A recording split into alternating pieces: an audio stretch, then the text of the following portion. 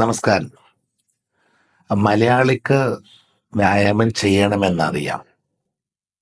പലരും ചെയ്യാറുണ്ട്.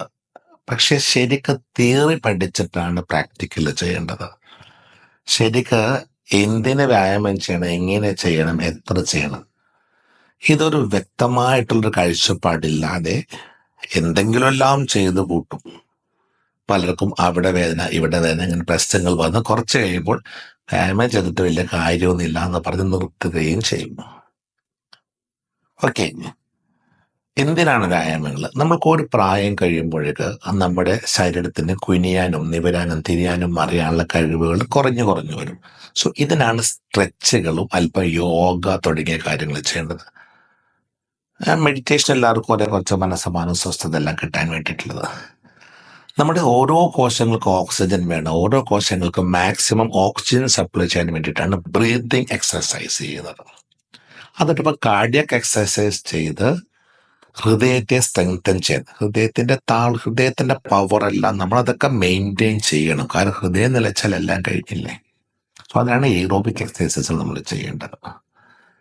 ഇതിൻ്റെ ഒപ്പം സൂംബ ചെയ്യാറുണ്ട് പലരും. അതെന്തിനാണ്? കൈയിൻ്റെയും കാലിൻ്റെയും. അത് കൈയും കാലും ഒരുമിച്ച് ഉറയ്ക്കുമ്പോൾ ബ്രെയിൻ ഇത് കോർഡിനേറ്റ് ചെയ്യാൻ എളുപ്പമല്ല. സോ ആ കോർഡിനേറ്റഡ് മൂവ്മെന്റ്സ് ആ ഒരു ആസ്വദിച്ച് ചെയ്യാവുന്ന മൂഡ് വരുമ്പോഴേക്കും നമ്മൾ മെന്റലി ആൻഡ് ഫിസിക്കലി യങ് ആകും. ബ്രെയിൻ കുറച്ചുകൂടെ ഇതെല്ലാം ഇന്റർപ്രറ്റ് ചെയ്യാനുള്ള കഴിവെല്ലാം കൂടി ബ്രെയിനിന് കുറച്ചുകൂടെ എല്ലാം കൈകാര്യം ചെയ്യാനുള്ള കഴിവ് കൂടും. അൽഷീമർ ക്യാൻ ബി പ്രിവെന്റഡ്, അങ്ങനെ പറയാൻ ചുരുക്കുകയാണെങ്കിൽ. പക്ഷെ ഇതിനേക്കാൾ എല്ലാ ഇമ്പോർട്ടൻസ് കൊടുക്കേണ്ടത് മസിൽ സ്പെസിഫിക് എക്സസൈസുകൾ കാണാം. സോ ഈ മസിൽ കൊണ്ട് വ്യായാമം ചെയ്യുമ്പോൾ പലരുടെ മനസ്സിലുണ്ടാകുക ജിംനേഷ്യത്തിൽ പോയിട്ട് മസിലെല്ലാം പെരിപ്പിച്ച് നമ്മൾ ചില ചിത്രങ്ങൾ കാണും റോഡ് സൈഡിൽ, അതാണെന്ന വിചാരം. അങ്ങനെയല്ല വ്യായാമം ചെയ്യുന്നത്. നമുക്കിനി മസിൽ പെരിപ്പിച്ച് ആരെയും കാണിക്കാനൊന്നുമില്ല. അതേസമയം ശരീരത്തിലെ ഏറ്റവും വലിയ അവയവം ലിവറോ തലച്ചോറോ കിഡ്നിയോ ഒന്നും അല്ല, മസിൽസ് ആണ്. നമ്മുടെ ഏറ്റവും വലിയ മെറ്റബോളിക് ഓർഗൻ എന്ന് വേണമെങ്കിൽ പറയാം. കാരണം ഗ്ലൂക്കോസും കൊഴുപ്പും കംപ്ലീറ്റ് എന്ന് പറയാം 95% എനർജി ഒക്കെ എടുക്കേണ്ടത് മസിൽസിന്റെ അകത്താണ്. ശരിക്കും റൈറ്റ്. ഈ ഗ്ലൂക്കോസും കൊഴുപ്പ് എനർജി ആക്കാൻ ഒരു മരുന്നും ഈ ഭൂമിയിലില്ല. ഈ ഗ്ലൂക്കോസും കൊഴുപ്പ് എനർജി ആക്കാനുള്ള വ്യായാമം ചെയ്തില്ലെങ്കിലാണ് ഇത് രക്തത്തിൽ അടിഞ്ഞുകൂടി ഗ്ലൂക്കോസ് പ്രത്യേകിച്ച് പ്രമേയ രോഗികൾക്ക് സ്മോൾ ബ്ലഡ് വെസൽ വാസ്കുലൈറ്റിസിലേക്ക് നയിക്കും. സ്മോൾ ബ്ലഡ് വെസൽസ് എല്ലാം ദ്രവിച്ചു പോകുന്നു. അവയവങ്ങൾ തടിച്ചെതലുതിർന്ന പോലെ കേടായി പോകുന്നു. രക്തക്കൊള്ളത്തിൽ കൊഴുപ്പടിഞ്ഞ മുരിങ്ങാക്കോലിന്റെ അവസ്ഥയിൽ നിറയെ ബ്ലോക്കുകൾ നിറയുന്നു. ഫാറ്റി ലിവർ, അഡിപ്പോസൈറ്റ്സ്, കൊഴുപ്പ് വശങ്ങളിൽ കൊഴുപ്പടിയുമ്പോൾ ഒബസിറ്റി, പണത്തടിയെല്ലാം. സോ ഈ ബ്ലോക്കുകളും ഈ സ്മോൾ ബ്ലഡ് വെസൽ വാസ്കുലൈറ്റിസും കൂടിയാണ് നിങ്ങളുടെ ആയുസ് കുറക്കുന്നത്, നിങ്ങളുടെ എല്ലാ അവയവങ്ങളെയും കേടാക്കുന്നത്, നിങ്ങളുടെ ചെറുപ്പം നഷ്ടപ്പെടുന്നത്, നിങ്ങളെ അകാല വാർദ്ധക്യത്തിലേക്ക് തള്ളിയിടുന്നത്. സോ ഇത് പ്രിവെന്റ് ചെയ്യാൻ ഏറ്റവും കോൺസെൻട്രേറ്റ് ചെയ്യേണ്ടത് മസിൽ സ്പെസിഫിക് എക്സസൈസുകളിൽ. എല്ലാ മസിലും കൊണ്ട് വ്യായാമം ചെയ്യുമ്പോഴുള്ള ഗുണം എല്ലാ പല്ലും തേക്കുന്നത് പോലെ. നടത്തമെന്ന് പറയുമ്പോൾ നമ്മുടെ തൊട പോലും വർക്ക് ചെയ്യില്ല. നമ്മൾ സിറ്റപ്സ് ആണ് തൊടയുടെ വ്യായാമം, അല്ലാതെ ഒരിക്കലും നടത്തമല്ല. സോ നടക്കുമ്പോൾ 10-20% ഗ്ലൂക്കോസ് മറ്റു എനർജിക്ക് എടുക്കുമ്പോൾ എല്ലാ മസിലും കൊണ്ട് വ്യായാമം ചെയ്തിട്ടുണ്ടെങ്കിൽ മാക്സിമം ഗ്ലൂക്കോസ് എനർജിയാക്കി മാറ്റാം.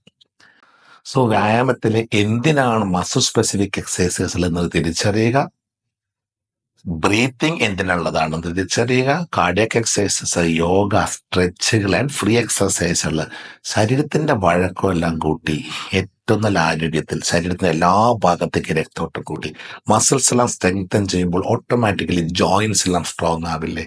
നമ്മുടെ സന്ധിവേദന, നടുവേദന, മുട്ടുകാല് വേദന ഇതെല്ലാം മാറ്റി കഴുത്തുവേദനയുള്ളവർ കഴുത്തിന്റെ മസിൽസ് സ്പെസിഫിക് ആയിട്ട് പ്ലാൻ ചെയ്ത് വ്യായാമം ചെയ്ത് ബലപ്പെടുത്തുക. ഷോൾഡർ, ഫ്രോസൺ ഷോൾഡർ പോലെ ഷോൾഡർ പെയിൻ ഉള്ള ആളുകൾക്ക് ഷോൾഡറിന് ചുറ്റുമുള്ള മസിൽസ് ബലപ്പെടുത്തുക. ലോ ബാക്ക് ഏക്കുള്ള ആൾക്കാർ വേദന സംഹാരികൾ കഴിച്ച് വേദന കുറച്ചിട്ടുന്ന കാര്യം, ലോ ബാക്ക് സ്ട്രെങ്തൻ ചെയ്യാനുള്ള എക്സസൈസുകൾ ചെയ്യുക. മുട്ടുകാലില് വേദനയുള്ളവർ തൊട ബലപ്പെടുത്തുക. 10 കിലോ ഭാരം കുറക്കുന്നതാണോ എളുപ്പം, തൊട ഇരട്ടി ബലപ്പെടുത്തുന്നതാണോ എളുപ്പം? തൊടയാണ് മുട്ടുകാലിന് ബലം കൊടുക്കുന്നത്. സോ എങ്ങനെ വ്യായാമം ചെയ്യണം, ഇത് എന്തിനാണ് ചെയ്യുന്നത്, നമ്മൾ എത്ര വ്യായാമം ചെയ്യണം, ഇതെല്ലാം തിരിച്ചറിഞ്ഞ് മനസ്സിലാക്കി ചെയ്യുന്നവർ കാലാകാലം ഹെൽത്തി ആയിട്ട് ജീവിക്കും. വ്യായാമം ചെയ്തില്ലെങ്കിൽ എന്ത് പറ്റുമെന്നും തിരിച്ചറിയുക. വ്യായാമം അമിതമായിട്ട് പ്ലാനിങ് ഇല്ലാതെ ചെയ്യുമ്പോൾ നമ്മുടെ ശരീരത്തിൽ ഉണ്ടാകുന്ന പ്രശ്നങ്ങൾ മനസ്സിലാക്കുക. സോ ഇതിൻ്റെ ഒരു മിതത്വം പാലിച്ച് തിയറി പഠിച്ചിട്ട് പ്രാക്ടിക്കൽ ചെയ്താൽ കാലാകാലം നിങ്ങൾക്ക് ഏറ്റവും നല്ല ആരോഗ്യത്തിൽ വാർദ്ധക്യം ബാധിക്കാതെ വേണമെങ്കിൽ 10-15 വയസ്സിന്റെ ചെറുപ്പവും തിരിച്ചു പിടിച്ച് എല്ലാ ഭക്ഷണങ്ങളും ആസ്വദിച്ച് ഏറ്റവും ഹാപ്പി ആയിട്ട് ഹെൽത്തി ആയിട്ട് ജീവിക്കാൻ പറ്റും.